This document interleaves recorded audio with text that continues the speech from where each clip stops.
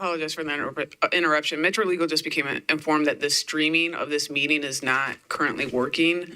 In the interest of transparency and for all of our viewers at home, I've asked IT to take a look at it, but if we could just take a brief recess while we get IT streaming this on the Metro News Network.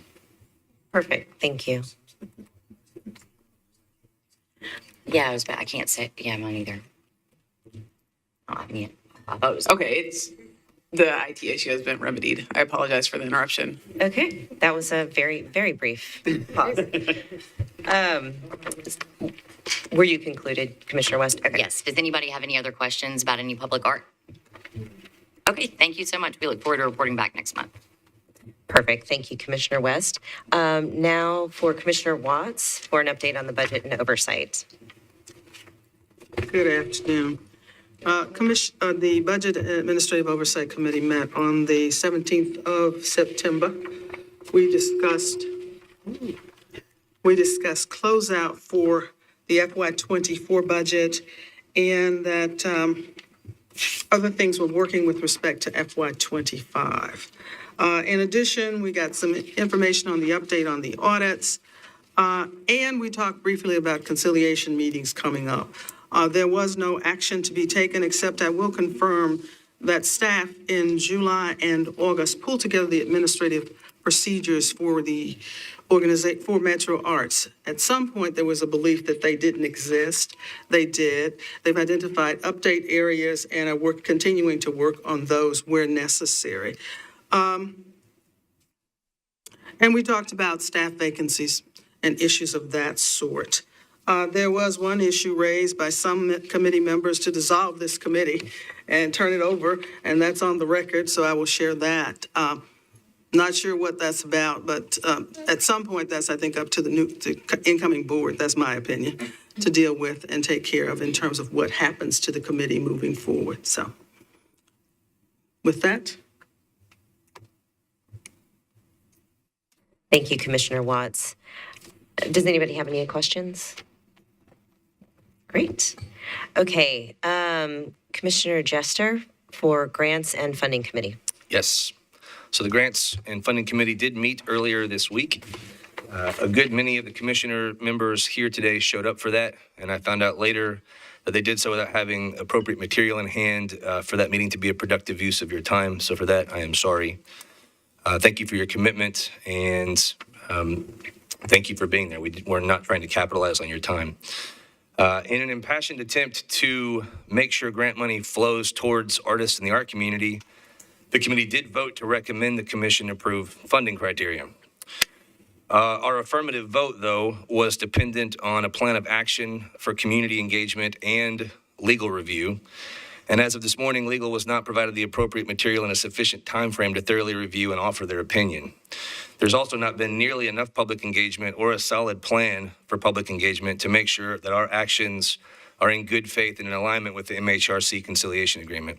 So I'm here to let you know that while the Grants and Funding Committee did vote approval, or not approval, but recommendation for approval, it is my opinion that we should continue to discuss today, that we should ask all the questions that we have today and have as much conversation as we can today, but ultimately to send this back to the Grants and Funding Committee where we wait for public engagement plan, actual public engagement to happen more, and for legal to have a chance to offer their formal review.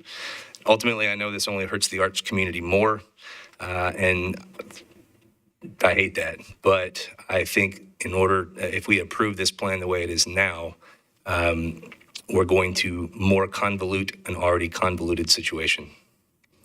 With that, I'd like to turn the mic over to Commissioner Lefkowitz for a moment. I think she has something she'd like to share. Thank you. Commissioner Jester, thanks. And I wrote up some thoughts as well in terms of just thanking the collective arts community who've reached out to commissioners to share your opinions, and just to know that it is deeply important for us all to hear from you. And also just a lot of gratitude for our staff and leadership, and for the grants committee and members of council who've been so supportive, MHRC and the mayor's office, and especially Tessa from Metro Legal, who's really provided a lot of consistent support to the commission. My opinion is that this restorative work that we need to do around grants does require high levels of accountability and support, and that we need to create the conditions of trust necessary for dialogue. And so we want to work and move towards earning that trust, and that grants funding requires this from commissioners. And so I kind of want to call us all into that work along with the staff doing the right thing. At this moment, even if the right thing is not the quickest thing, as Commissioner Jester referred to. I did want to say that in the August 14th Grants Committee meeting, I went back and listened to those minutes, and Tessa Ortiz-Marsh actually did outline in that meeting a process that would ensure that the grants were compliant and equitable and aligned with the spirit and the mission of the MHRC, the conciliation agreement. She indicated that before it goes to the commission to vote, that we get relevant feedback per MHRC, then go to the care committee, have the interested parties incorporated in, that then community engagement, come back before the grants committee, approve a finalized version. Finalized version comes to the commission, and then that becomes a criteria and goes before Metro Council. So this is not what happened since August. As Commissioner Jester mentioned, Ms. Ortiz-Marsh did not have time to review, was not given in time to review the guidelines, and the care committee was not consulted on the project.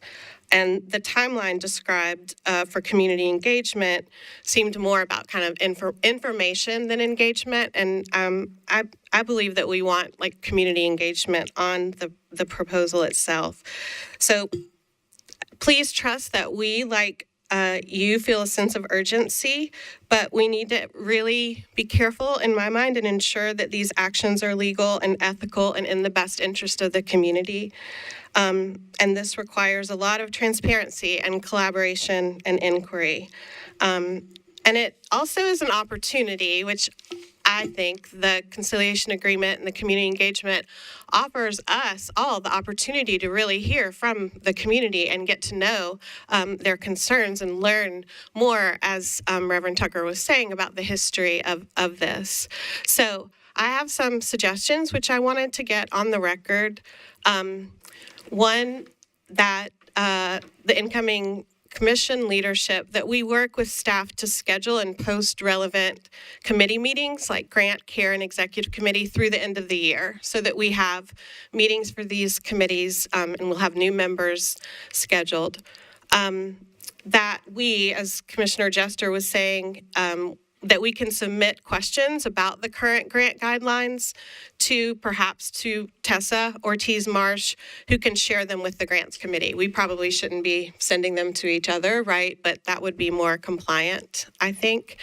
I do think that I'm requesting that we call and post a meeting, and it could be led by the chair or the chair-elect or anybody, executive committee meeting, for the purpose of orienting the new commissioners to the fiduciary, procedural, supervisory roles, sharing information about conciliation, that we really widely disseminate these grant guidelines and the community engagement plan on the website and in other ways.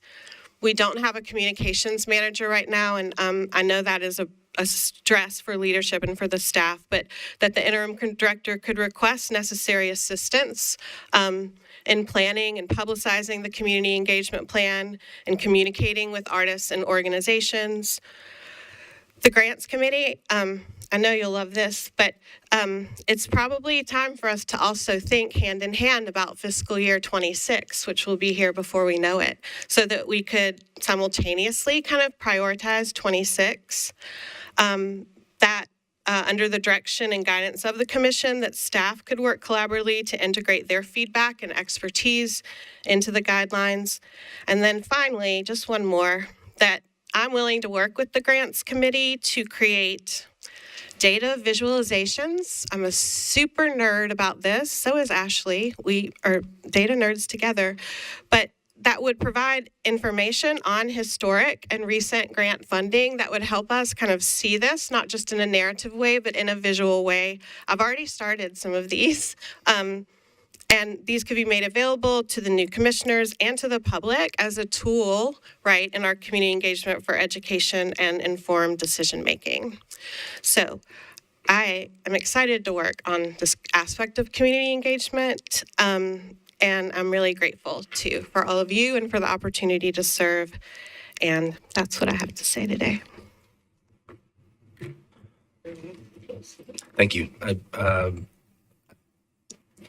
I don't want to take your thunder, I guess, but in order to facilitate questions, like I'm willing to try to answer questions, and then obviously Dr. Coleman is here to talk about this as well. So, Well, and not to jump the gun, but do we need to make a motion to either follow the path that was recommended, and then a second motion for Commissioner Lefkowitz's suggestion, or is this just open for discussion? I view this more open for discussion. Great. Okay.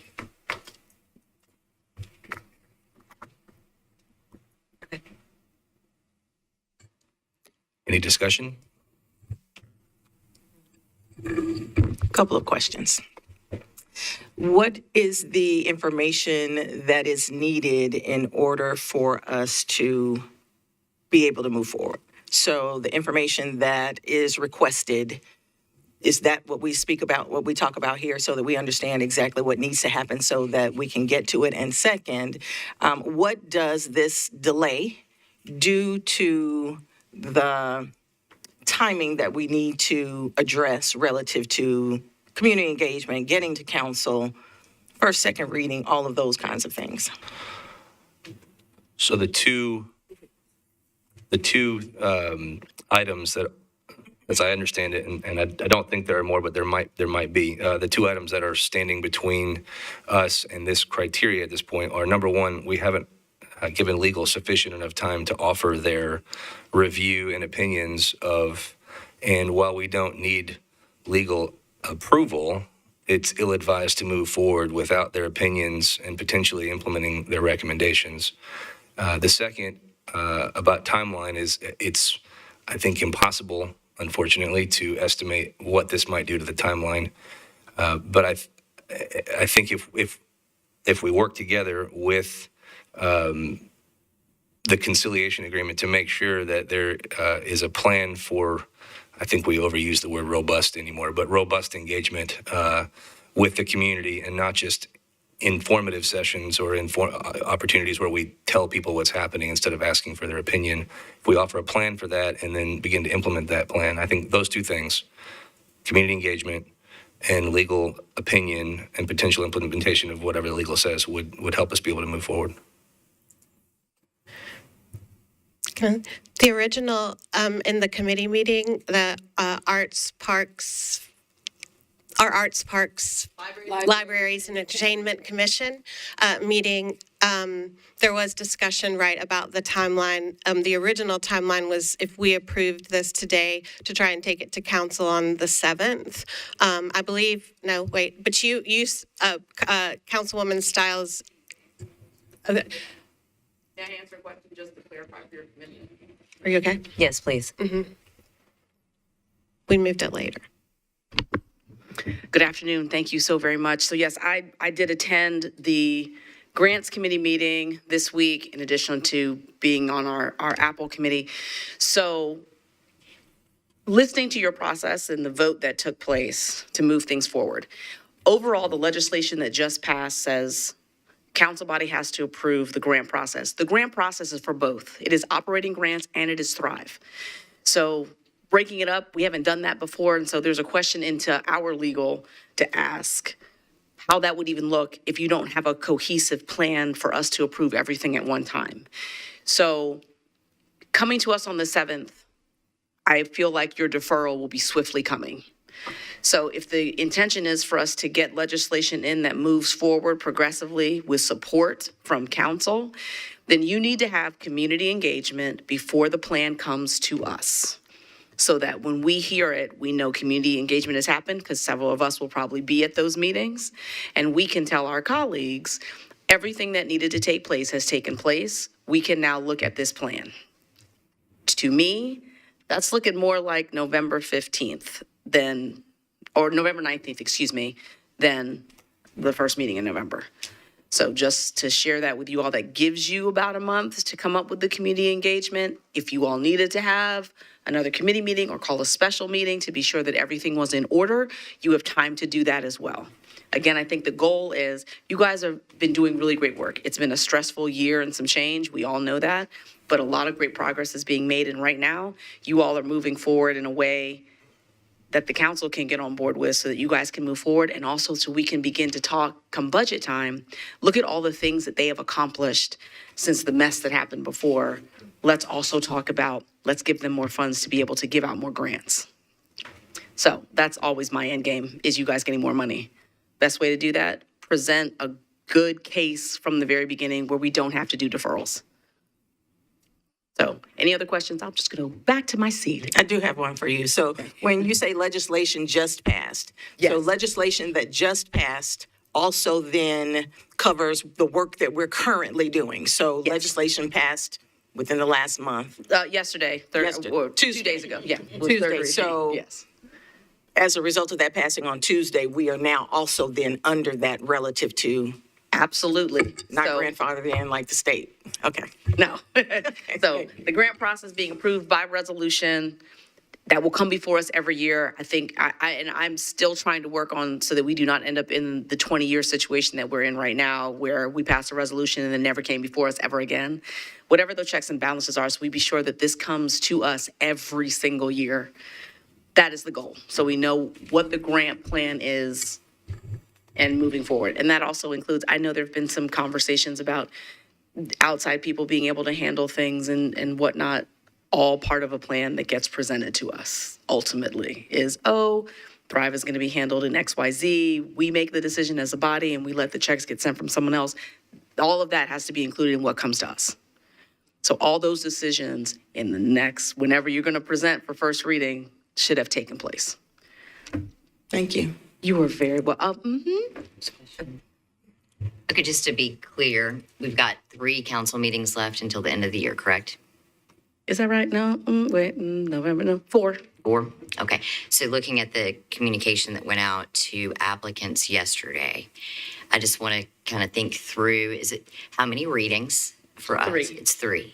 So our legislation and criteria would realistically not pass until the beginning of the year? No, if you come in on the first meeting for November, you have second reading for the first meeting in December, and it would pass as in the second meeting in December. Okay, thank you. Are there committees, do we need to go through the APLF committee and then budget and then full council? So you will definitely be going to budget. We as a committee can make that request. It hasn't been done yet because traditionally we don't have that system set up. So budget is automatic. Going to secondary committees is something that a request has to be made in order for that to happen. Okay, so right now we're looking at budget on a Monday, council on a Tuesday. I just want to be real clear for everybody watching, and that, so budget on a Monday and then a Tuesday. But as I'm thinking, I know, I just remembered that in my head. You actually would be good for the end of the year because originally it was going to be an ordinance to be new and then a resolution if it stayed the same. But the new legislation is one resolution. So if you can get it in for the second meeting in December, it could work. Okay. But I still say sooner is better than later because I will say it, I said it during the grants committee, vultures are circling. I want that to be on the record. Vultures are circling, they are looking at budget money, they are asking questions. So anything that looks like, this might not happen, makes money available. So it's, mid-October, that gives you robust time. I know we've been overusing that word, but it gives you plenty of time to have community engagement, have some more meetings, grant committee, CARE, and really get it locked up. So when your one and done comes, it is one and done and not a deferral. Second question, just Yes. to be clear, because it was the first I heard about it after watching your committee, is the legal aspect of operating criteria and Thrive. So right now, we're waiting on legal for council to get back to us Tessa is doing her review. on if these need to be reviewed at the same time with council or if they can be separate. Am I hearing that correctly? It's supposed to be together. The legislation that passed was council would approve the grant process. So that's every process that you get, it comes to us, we get to hear about whether it's, something different for operating versus Thrive. We hear it all at one time. So it gets approved and it moves forward.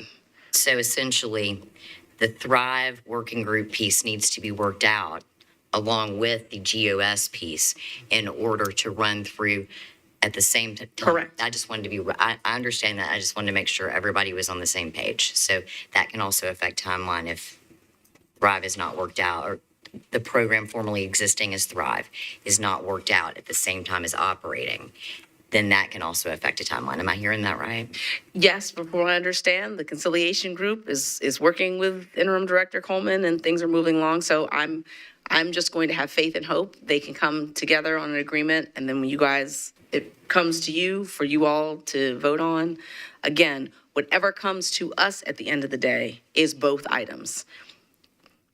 Because otherwise, we have asked the question if we had to do it in pieces, but again, and that would just be for this year, would not be for the future. It would just be for this year.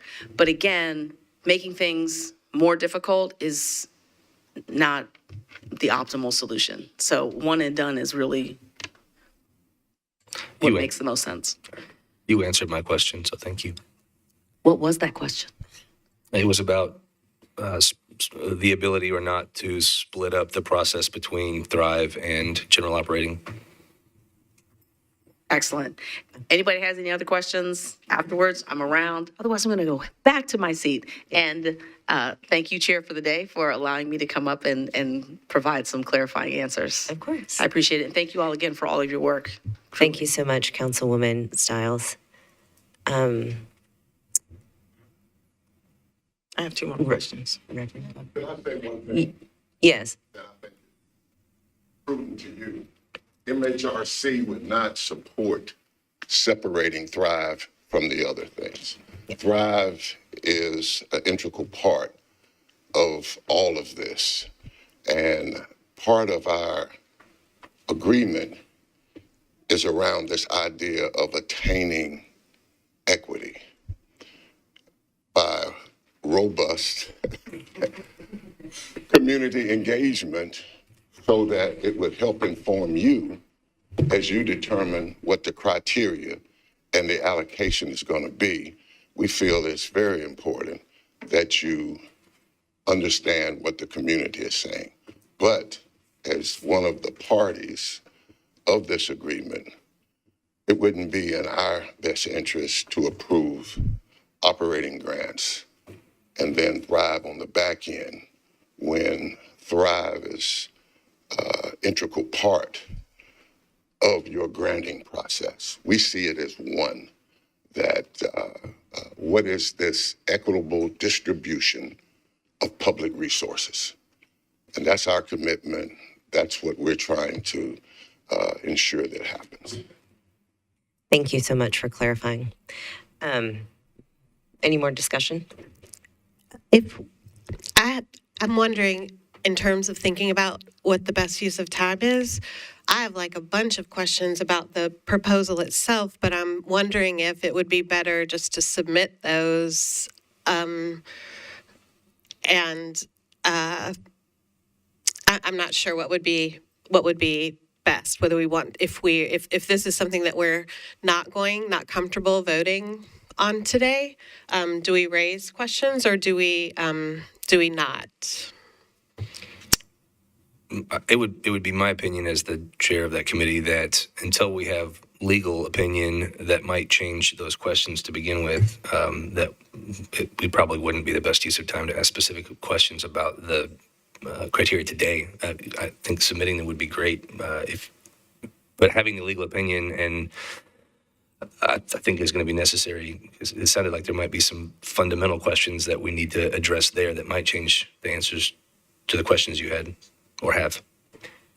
And to further that, I think we got some good questions from the community even as quickly as today.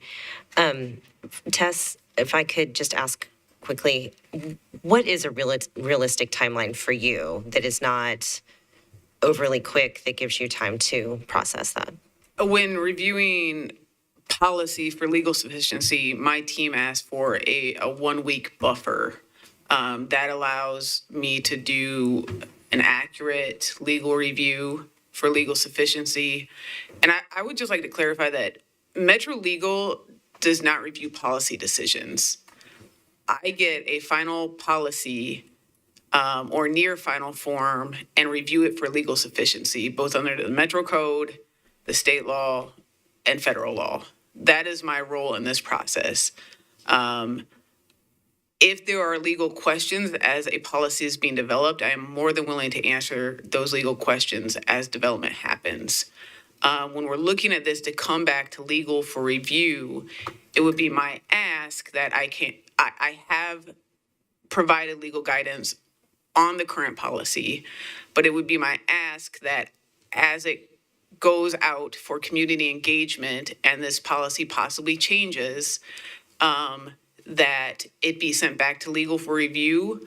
And it has been my request that someone in finance also take a look at it. I'm not a numbers person. That's why I went into the law. That someone in finance take a look at it to make sure that we're in a situation that the numbers make sense.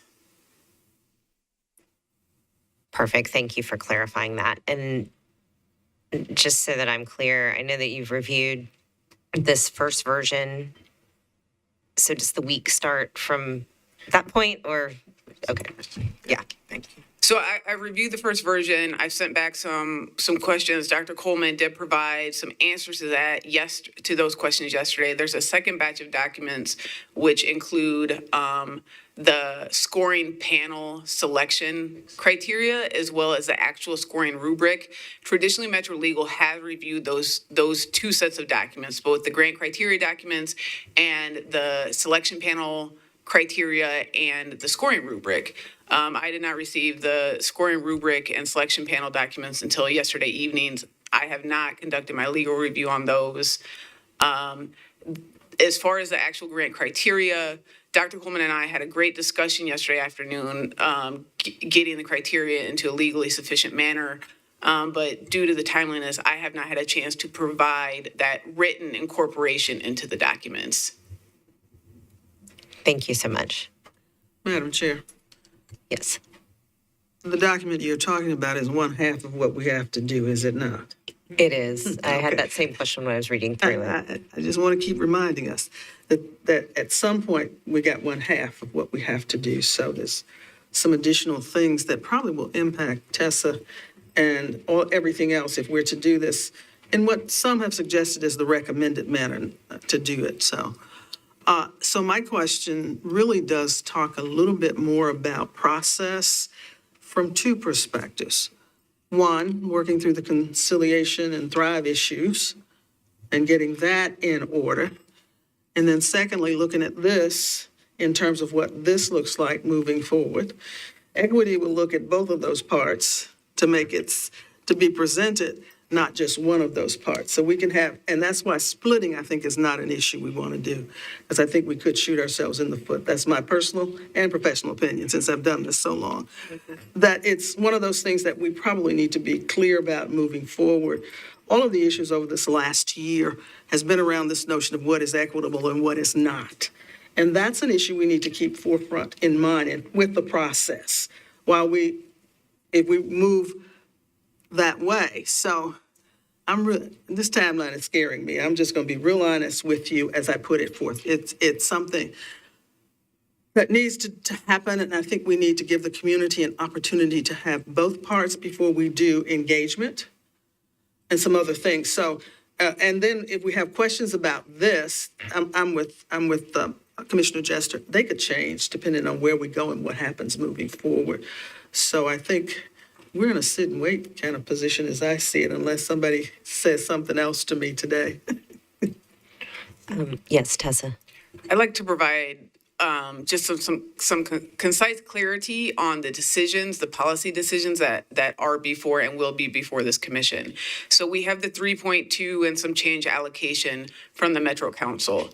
It is this commission's decision and policy on how that 3.2 and some change $1 million should be split up between the two grant programs, one being operating grant and one being Thrive. That has not happened yet. There is the operating grant criteria, which is another policy decision for this commission. And that criteria needs to go to council, as well as the Thrive or Thrive-like program and criteria. That criteria, a solid amount of it per the conciliation agreement will come out of the conciliation working group. And that timeline is set out in the conciliation agreement as well. Once that conciliation working group comes up with a plan, a suggested process, that will come back before this commission for a review and approval. And I am more than happy to answer any questions on that. As we just heard from Councilmember Stiles, the city council prefers that the grant, both policies, op grant and Thrive or Thrive-like policies, come together in one piece of legislation. Can say that was one of my questions, or I guess it's an overarching thing, was about the allocation and whether this commission needed to decide on the allocation between the two initiatives. The proposal that we got had the allocation, but I mean, it's my position that we should vote on that, and I think that's what I hear you saying, right? That is a policy decision for this commission. Yes. Staff can make recommendations and Yeah. do the work, but this commission makes the policy. Right. Yeah. I would, and I apologize, one more caveat. In order for the $3.2 million and some change to be released, council in the budget ordinance did request a report be submitted to council. I am unaware if that report has been submitted, but please keep in mind that the report must be submitted to council per the budget ordinance for any of these dollars to be released. Thank you, Tessa. That was actually exactly one of my questions was operating the report. Has it been completed and submitted? Because until that's done, nothing can come out. And then secondly, I think I inquired with you and Sydney on an email about this, Dr. Coleman. I'm curious as to how the allocation number came to be and would like to know that in a broken down way. I don't know if we can get a spreadsheet of some kind, how that was allocated, but the thought process that was put forward to us at the 2.3 million for general operating and then a little over 900,000 for the Thrive or Thrive-like program. So I'm trying to find out how we came, how the staff came to that decision.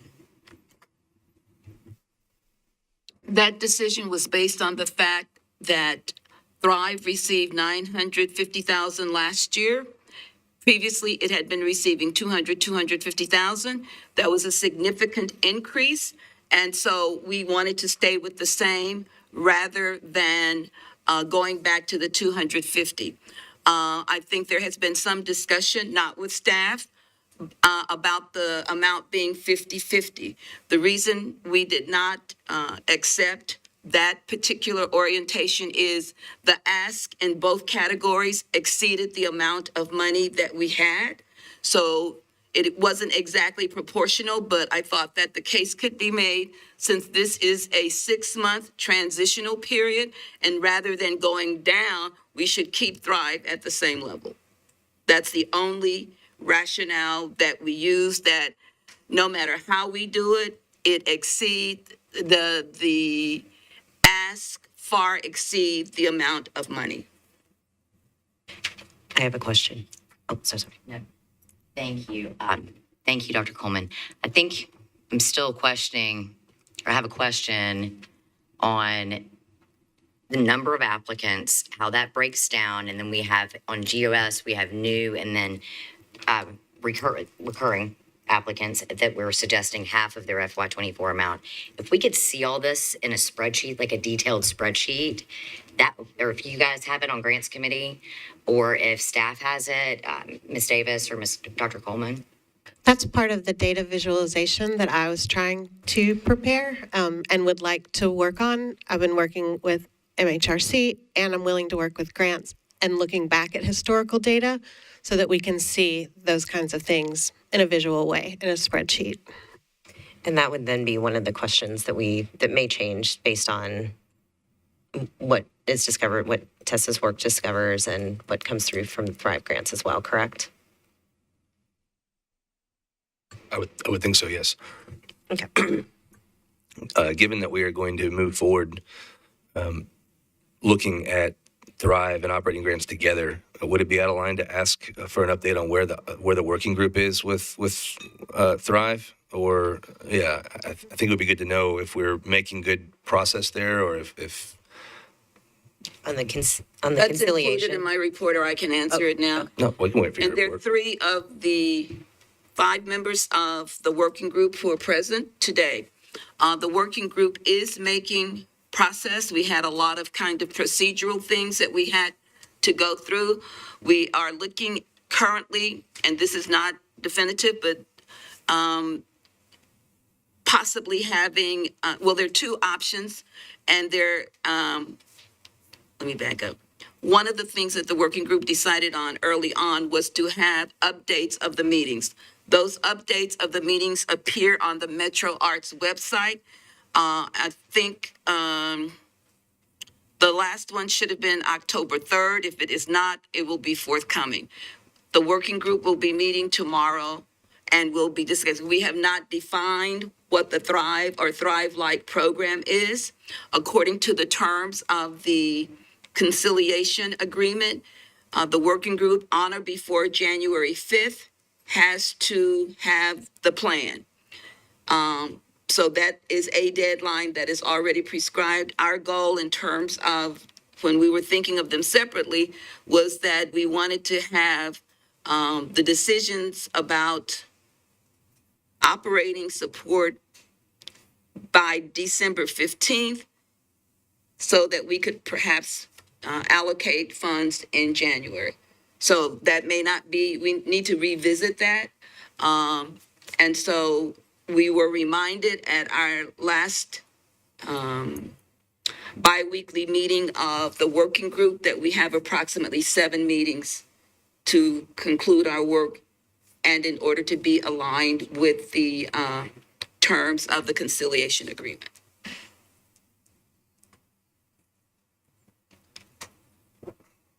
I want to just make sure I'm understanding this correctly. So if the deadline for a plan from the working group is January 5, then there's no point in talking about trying to get anything before Metro Council before the end of the year. Yeah. Like, They might be finished before. if you're finished. They have the option, we have the option of before.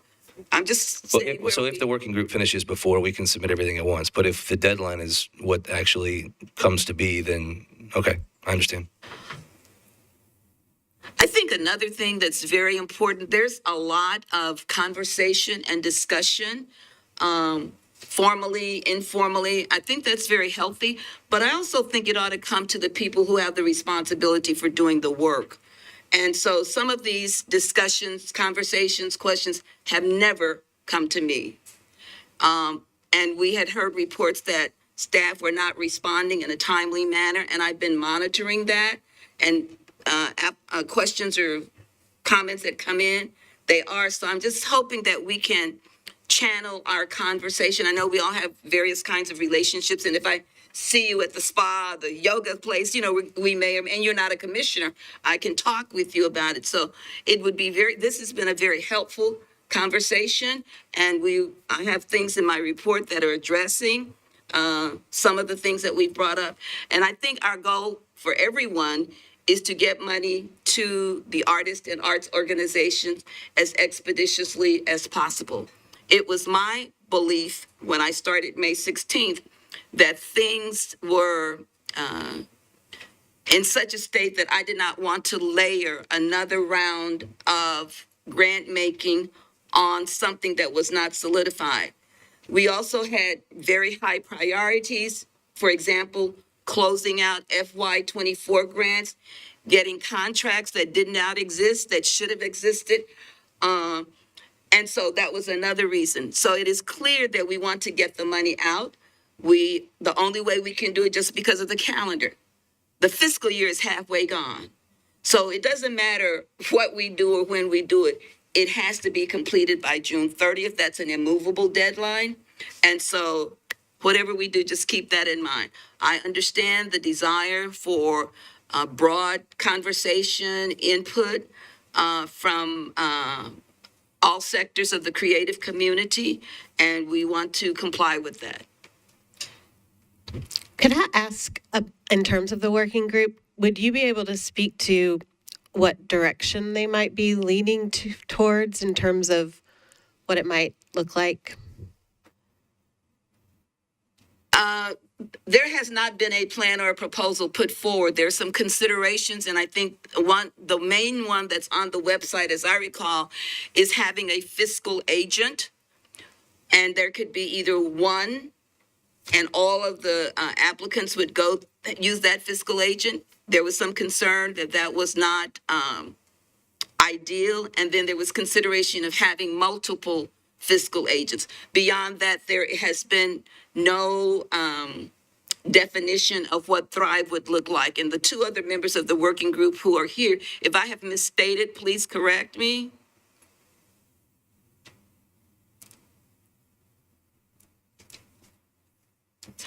Yeah.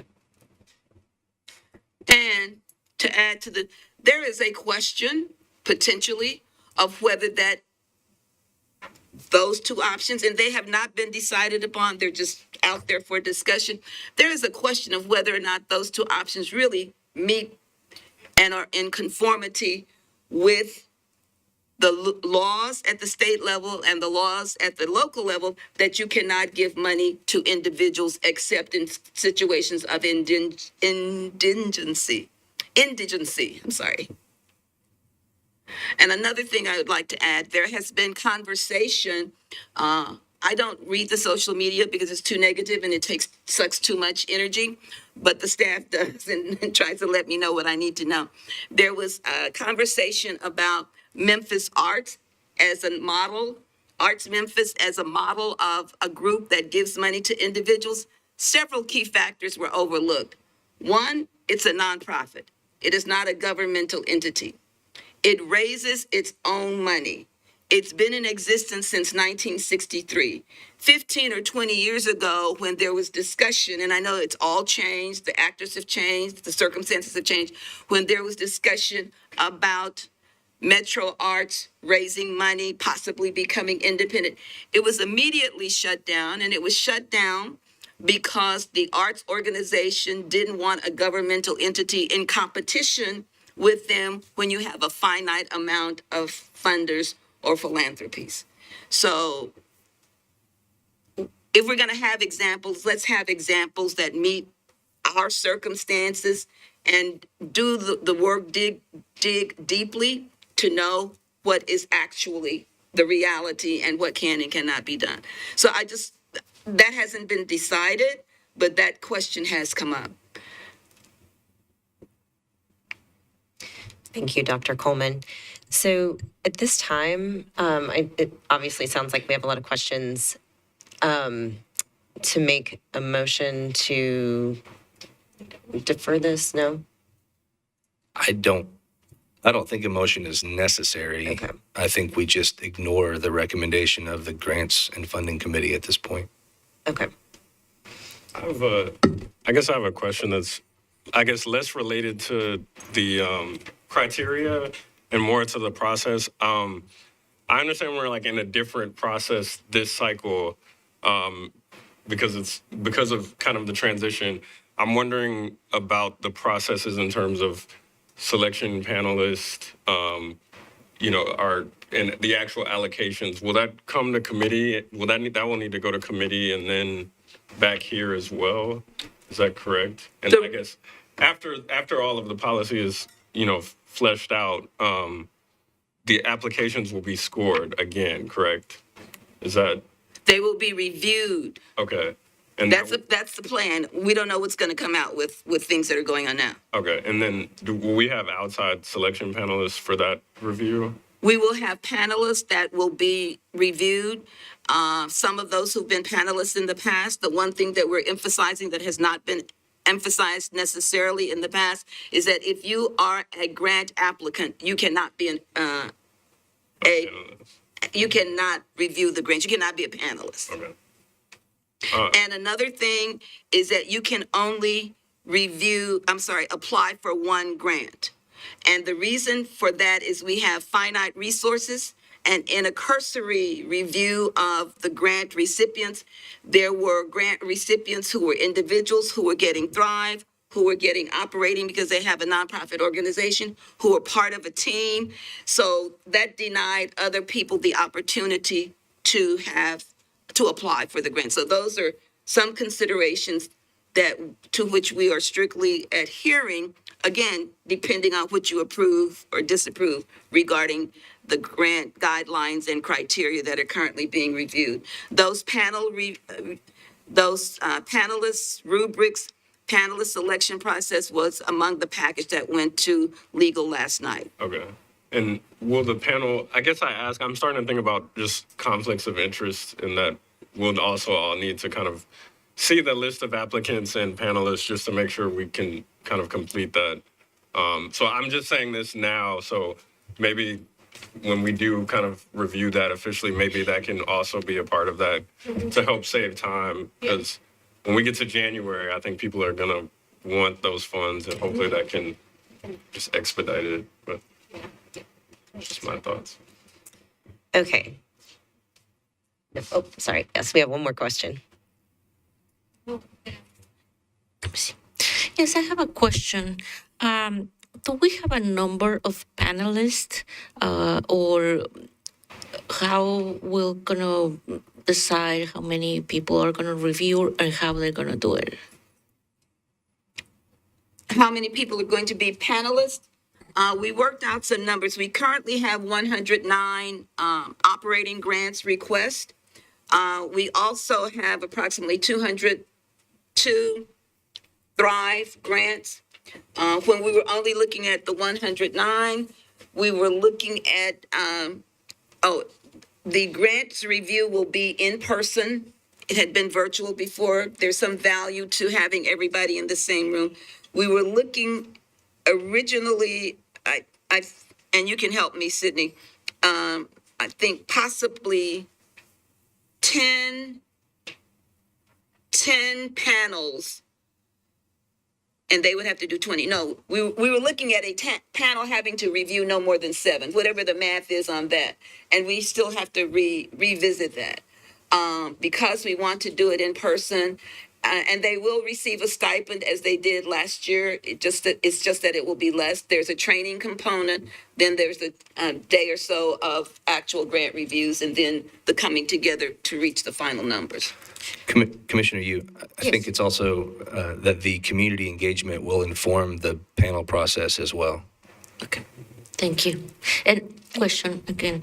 So those panelists will be serving and reviewing the other 200 for Thrive, or will we have other panelists to review the other ones, or we're going to use the same people?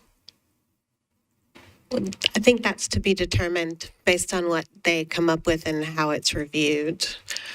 I will say that one step forward, that if we could be apprised or kept up to date on the community engagement plan, which I know was part of MHRC, like what that will look like, and so that we can know how we can be involved and start thinking about that, that would be something that I would ask.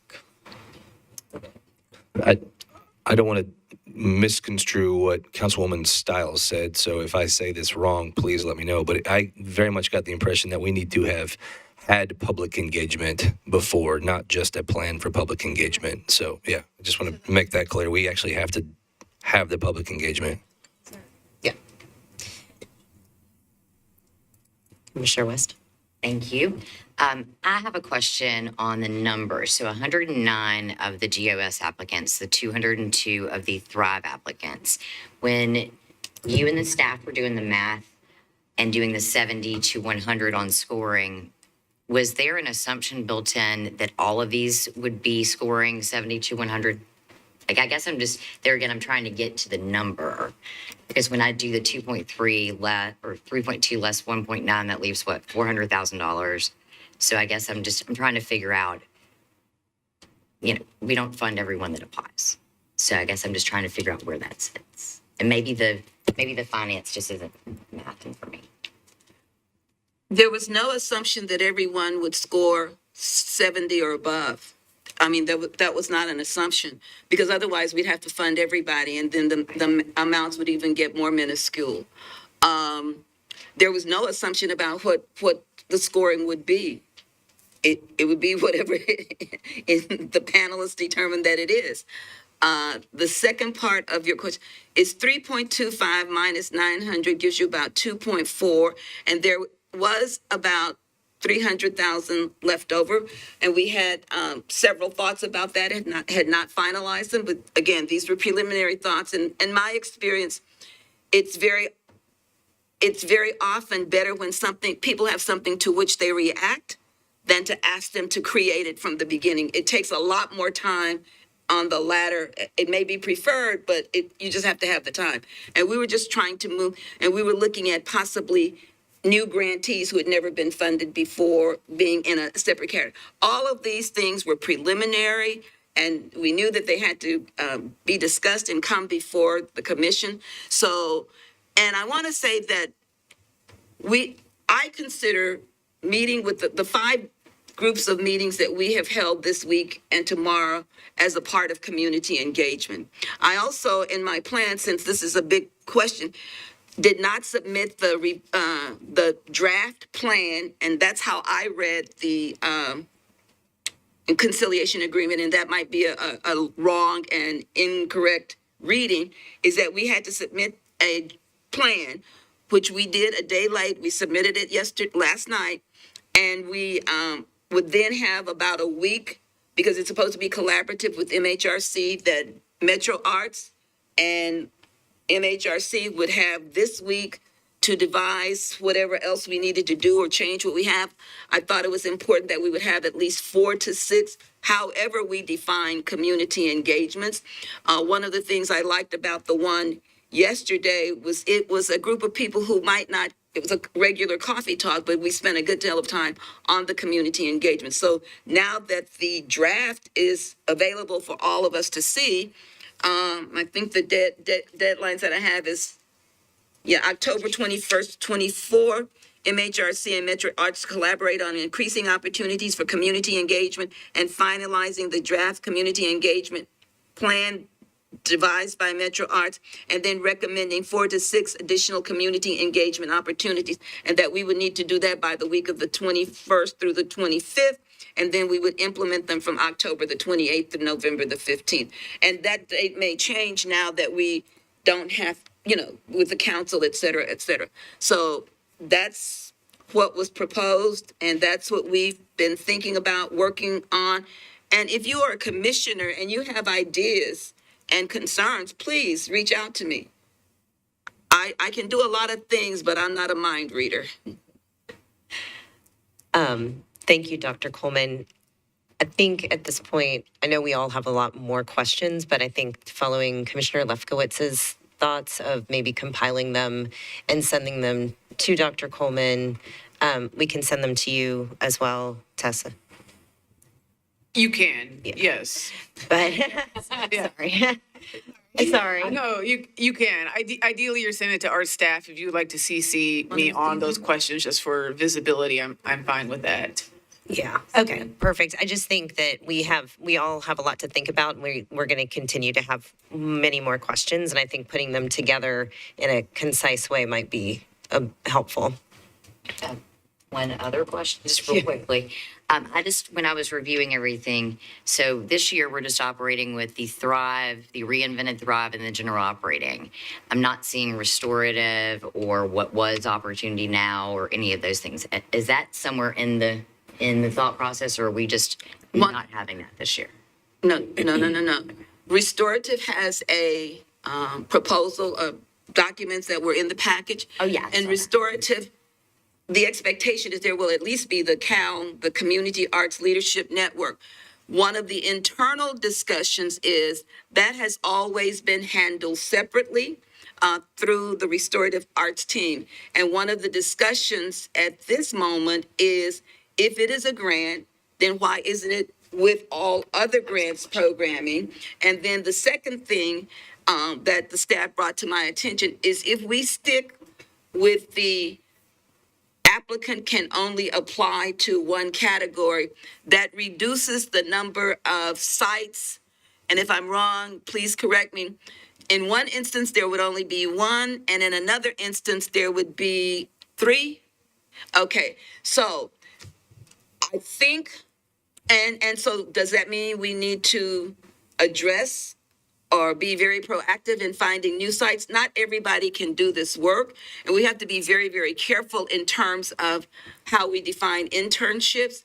And then do we have a separate category of some kind of partnership, which is how it has worked? We have not made an internal decision. We have not consulted legal or anybody else, but we are aware of that. With regard to Opportunity Now, there was no discussion as everything I've seen, it doesn't exist now. And I've forgotten, you named another thing. I think that was all. Thank you. Dr. Coleman, can I ask a question? So just to clarify, if an organization wanted to host for the community arts internship program, they would not be eligible to also apply for grants because that would be a grant program. That's more than applying for more than one grant. That's the interpretation now. It may be that it needs to be reexamined. I told you what the consequences and results are. Okay. That is very, very concerning to me and the staff. So do we keep it as it is during this transition period and then wait to correct it when we're moving forward with FY25? I don't have the answer for that right now. Okay, thank you. I would say that the staff prefers that we don't disallow applicants who may apply in another category from being in, for applying for Thrive. The only problem I have with that is one of the reasons Metro Arts across the board has the challenges that it does is we have decided to circumvent some of the official policies and rules and regulations, and I don't want to get caught up in that again. And so how do we best figure out a way to have an appropriate and qualified group of host sites? Okay. Thank you so much, Dr. Coleman. Let's, at this time, go ahead and move to the CARE Committee report from Commissioner Harden. Thank you. So CARE has met. Our last meeting, unfortunately, we didn't have quorum, so we couldn't conduct our full meeting that day. We're still ongoing on trying to wrap up a definition for equity. I do want to make a note. I think we're moving a little bit slow, but I think we're heading towards a full capacity CARE committee. I think right now I'm supposed to be working as a co-chair. That's not officially in place yet. So I think I just want to make a note, especially before we start talking about grants, that while we're on the way there, we're not fully, I guess, a full machine, whatever, fully oiled machine at this moment. But I know it seems to be really important right now to have community engagement opportunities for the grant cycle. CARE, especially for next year, fiscal year 26, I think is a really important, integration in that process. And I know that, within the next couple of weeks, we do need to have these opportunities for engagement. So I think CARE would be an appropriate body for that. We encourage people to attend our meetings, though it might be hard to get people out sometimes. I think we meet in the evenings. We try to meet at times that are accessible. So I think it's a good opportunity to have something. So while we have things on board in terms of continuing to just get where we need to be to operate, I think we're happy to look at what it looks like for our next meeting this month, to specifically look at these grants processes. And I welcome Dr. Coleman and Sydney. I don't, if you all would like to attend and collaborate. Attending. And well, yeah, but for this next one, if you want to kind of work with me on an agenda and kind of figuring out what that looks like, and maybe that could also be a part of the community engagement. So That's where we're at now with CARE. Next steps for CARE, I think, are one, tackling the definition of anti-racism for Metro Arts, and then finishing up that equity definition.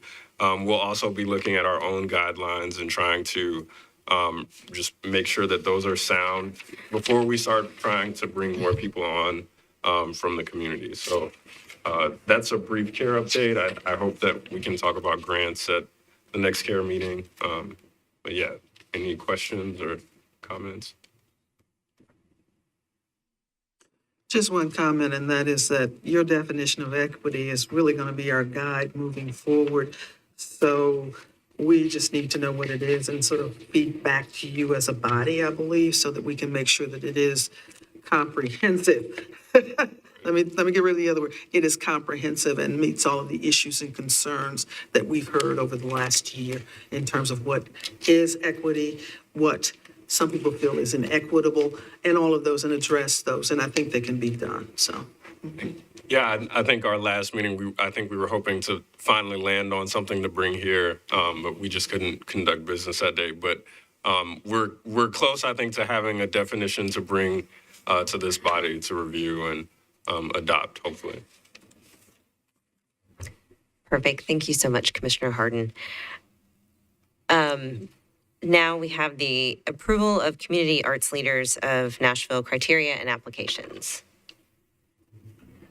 Good afternoon, Commissioners. Thank you so much for your time and space. I'll be as quick as possible, as I know time is always of the essence. My name is Josiah Golson. I am the Restorative Arts and Equity Manager for Metro Arts, along with my colleague, Claudia Lawhon, who is the Restorative Arts and Equity Coordinator. We represent the Restorative Arts team, and we also receive a great amount of assistance from Chuck here, the Community Engagement Manager, to whom we are very grateful for his support. I'll also speak to a few of the points that were raised concerning the potential draft of the conflicts policy, as I think that can be addressed with what we're working on. Especially for the new commissioners currently here, whom we welcome, I want to be clear on what Restorative Arts does. We're responsible in supporting the administration of the CARE meetings that the co-chair and also, there are actually two members currently at the commission that represent the CARE committee, that being Commissioner Lefkowitz and Commissioner Harden, who's doing, and he's quite modest. He's actually doing an excellent job leading the committee through a very thorough and at times really nuanced discussion about what an effective equity definition looks like and how it can serve you in doing your work. And that will absolutely be something that we can provide in the next day or so that you're aware of where CARE is with that definition that can be applied for any work they need to do in considering the upcoming guidelines. Also, we were working on the point that we're talking about today, which is Community Arts Leaders of Nashville. We also managed the arts programming for court-involved youth that is in partnership with the Juvenile Justice Court. And then we were hired also to guide the commission and guide staff with the restorative arts practices that are mentioned in the land acknowledgement, as we think about ways that we can facilitate healing, understanding, and accountability among staff, leadership, and the commission. So we can go to the next slide. Whoa, you're already there. Thanks, Chuck. The Community Arts Leaders of Nashville provides paid internships at Nashville-based arts organizations, mentorship with arts professionals, and professional development experiences for undergraduate college students.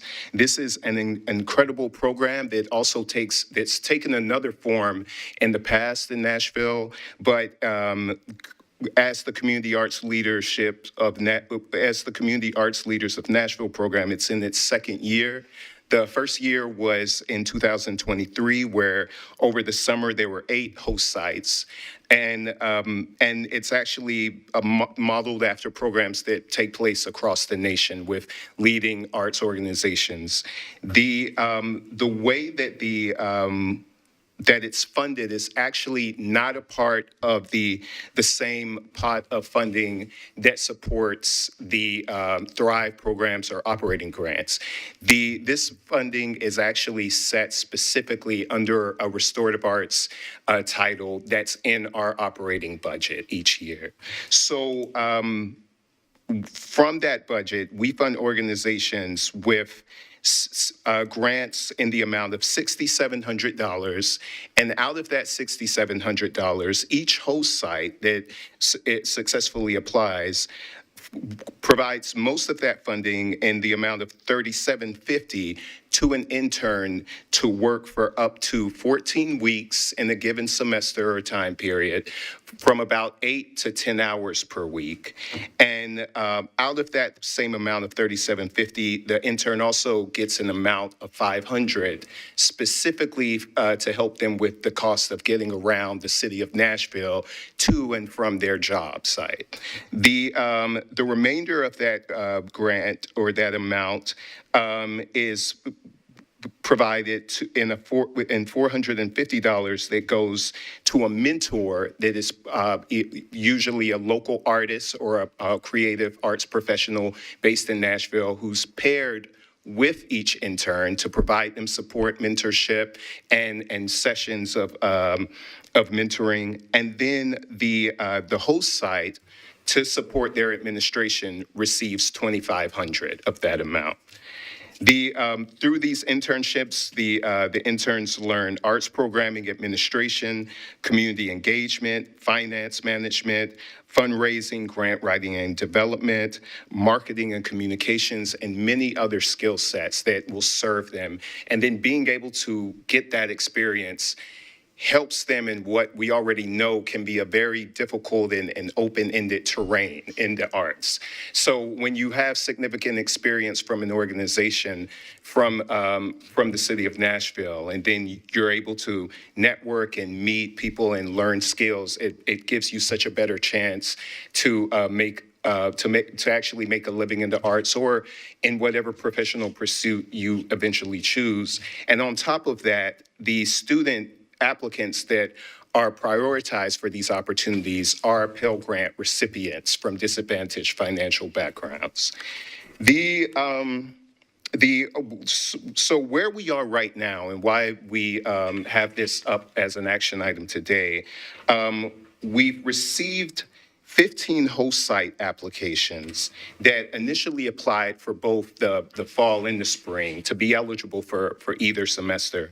Unfortunately, in light of the circumstances and the transitions that Metro Arts has gone through and the pause on any type of programming or funding, the fall semester did not take place. So Claudia and I have been working diligently communicating with all 15 host site applicants, 12 of whom are also waiting to hear information and have been faithful in being patient with what comes out about operating grants as they've also applied for that funding. And we've committed to them to see if we can make this program resume in the spring of 2025, which would be as early as late January. All of them have confirmed that they would still have their applications considered if it's possible. And so by voting to move this forward today, this would be moving to the council for their consideration. The organizations that are also applying for this range from micro organizations to large organizations.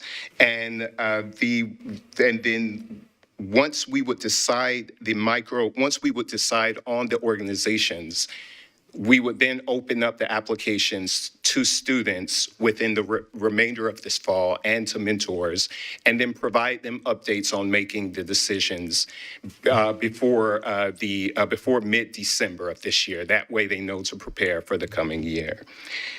The current amount in our budget, $88,100, would allow us to fund 12 host sites within the remainder of this fiscal year. And that means that also, of course, 12 students will be able to participate in this program, as well as 12 mentors. And then the additional, the funding left over would go to specific programs we have over the course of that timeline, which include like lunch and learns, places where the mentors and students can meet each other, discuss, and we can also provide opportunities for professional development. The way that the criteria and the applications are reviewed, once the actual programming would be approved by you and the council, we would move forward to confirm the host site, staff review host site applications, and then notify them. The host sites and staff review the applications of students to best match student applicants with the host sites, and then staff review the mentor applications while consulting with the host sites so that we can find the best possible matches for those students as well.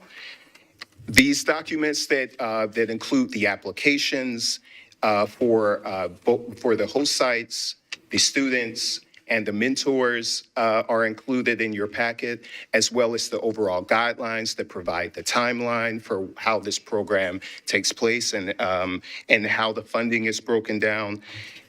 Once we've worked with Tessa, who's been very diligent in helping us make sure everything is on point legally, and also thinking from a policy perspective, just what's helpful and what can make for the best round of programming and what steps we can take going forward. So upon your approval of the next slide with the language, we would be able to take this forward to council, and then upon their approval, we would begin to review the host site applications, notify them as soon as possible, ideally within the next month, as they've been sitting in the queue since March, and then work to fulfill our outreach plan for students and mentors to apply, and make sure we notify them of decisions by December.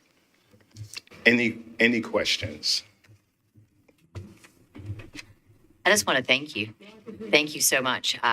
This program, just for those of you that are not familiar, is really important. I mean, the connections that people make, and as an artist or an administrator, there are not that many opportunities for that here in town. And I would also like to consider, I think what you're discussing is restorative arts is a different line item in our budget. And historically, please correct me if I'm wrong, Tessa, but having a host site has never been not considered because they were a grantee of general operating support. I think that if we said, okay, if you are a general operating support grantee or a Thrive grantee, you can no longer be a host site, that really limits our ability to push forward this program, just because we need everybody on this. So, and the amount going to the organization is basically to facilitate, with a little bit going to them. So I really don't feel that we should change that going into this year, because that would really be destructive to the program, I think, as a whole, is what I'm hearing. But legally, I don't know if that works. Yeah, whether or not this commission wants to view a host site receiving this grant, and Commissioner West, you are correct. Does come from it comes from the operating budget of Metro Arts, not the 3.2 million grant budget. But that really is a policy decision for this commission to make. Thank you, Tessa. So I don't know if we need to make any kind of motion about this, or just to approve it with not excluding the host sites, because I feel if we exclude host sites from micro all the way up to large, that it'll be really detrimental on both ends. I have a couple of questions. Thank you for your work. That was very illuminating. What are some of the micro organizations and some of the large organizations that are applying? And if you have information around how many of those micros and large have also then applied for operating or Thrive, that would be helpful to me. Absolutely. So in our review, For example, there's one micro-organization and two small organizations that we know of that have applied for it. Micro-organization such as Satellite Dance that has an operating budget that's actually without giving you a specific number, it's actually significantly less than the 25K, which is the cutoff for a micro budget. So that and they're a dance company, and then they've provided in their application, which no application is guaranteed to move forward or be approved, but they've provided a very specific need of how an intern would serve their program. And a larger organization that's applied for this round is Cheekwood Estates, Cheekwood Gardens, excuse me, which has an operating grant, large organization. The thing is that as you look at the benefit to not specifically these organizations, but the potential interns who would work for them if they were provided a host site grant, someone working for Satellite could learn incredible on-the-job skills working for a small organization, have a lot of agency because as we can imagine, it's a small team, they can use support. And then a larger organization could provide a large benefit as a resume builder to a young person who otherwise may not have access to working in spaces like that or knowing that such opportunities are available.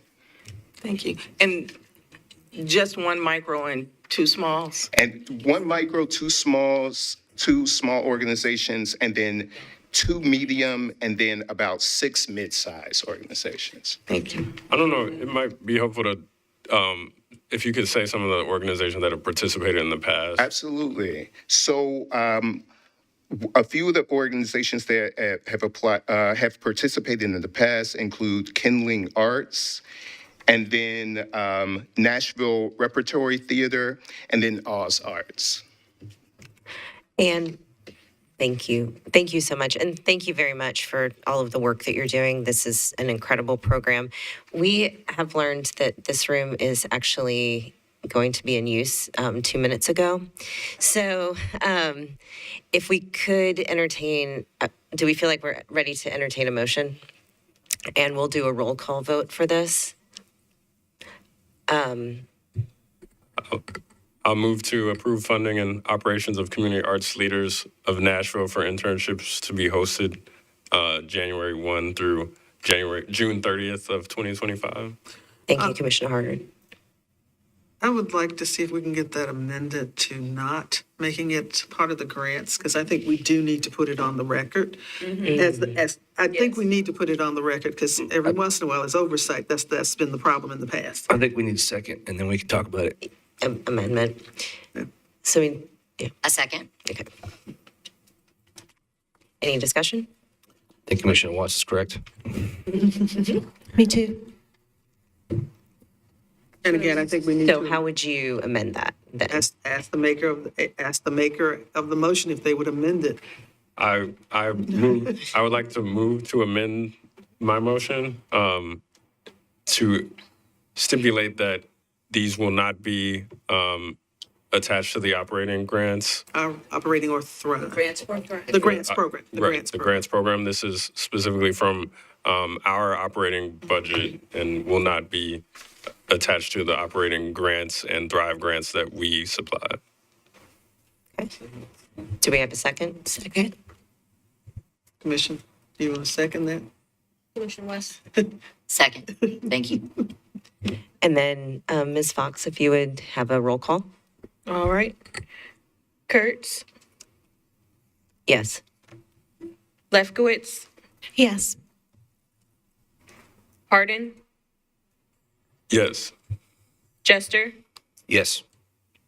Cleo, Yes. Nichols Phillips. Yes. Yes. Rosenblum, Yes. Wade, Yes. Watts, Yes. West, Yes. You. Yes. 11 passed. Okay, so it has passed. So thank you. And then what do we need to do about the room? We have one thing that we need to do, and I can send you my report. We now have a senior executive, Mr.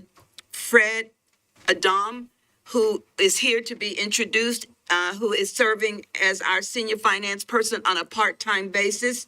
And I had wanted him to at least introduce himself and for you to know who he is. And would you please stand, and Hi. you can make a Welcome. statement or two if you don't mind about your observations, and we will be out. Well, thank you for having me. Good afternoon. I'm Fred Adam, and I worked with the state and Metro for the past 40 years, actually, combined 22 at the state and 18 with Metro. I recently retired, but I was called in to come and assist with your financial situation. I was the director of Financial Accountability Office at Metro in Finance Department, which is actually responsible for the grants monitoring and also has a division that audits grants. And so we were actually administering similar programs to what you've just been discussing, and also have an audit unit that went back out to the recipients to audit them. And so I have a perspective in what you're overseeing, and actually have several reports. Our reports are published online, so you'll be able to see them.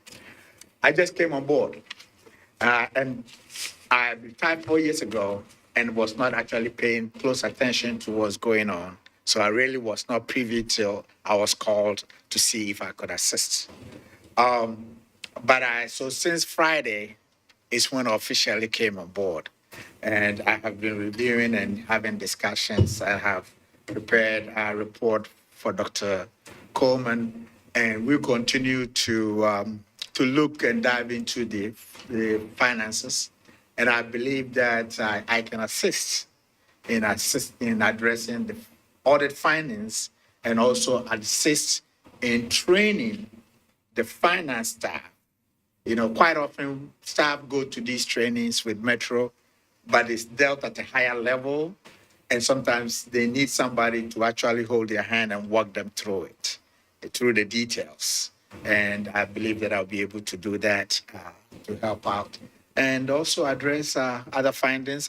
We have a report that I think Dr. Coleman is distributed to you. Everything looks generally looks fine. There are areas where there's some expenditures where there are no budgeted items. And what we're trying to do is figure out what happened and how we can address it. Usually those are misapplied expenses to the wrong BUs and that kind of thing. And so we're going to look and see how we can make changes to make them line up appropriately. And if they are wrong, then we learn to go forward to see what can be done. And that's what I have. I know you have time constraints, so. Thank you so much and welcome. Thank you. So at this time, I would like to call for a motion to adjourn so that we can release this room to the next. Dr. Coleman will send her report. And then if we could have a motion to adjourn. One quick thing, Dr. Coleman, can you send over to us, because we can't talk about this right now, because I guess we need to leave the room. Yeah. Community engagement, like what you and the staff are defining as community engagement, because some of what I read that you had replied to seemed more like information, not engagement. So if you could include that, I'm sure you were going to in your report, but I just wanted to get it out there, and I can make a motion to adjourn. Perfect. Thank you. Do we have a second? Second. Mr. Jester, thank you. Okay, we are adjourned.